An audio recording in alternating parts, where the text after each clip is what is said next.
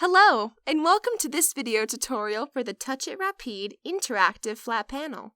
In this tutorial, we will look at how we download apps to the TouchIT Rapide LED. Your TouchIT Rapide LED comes with a TouchIT App Store pre-installed. From the home page, select the App Store. The first time that you open the store, you will need to register. Create yourself a username and password, and then log into the store.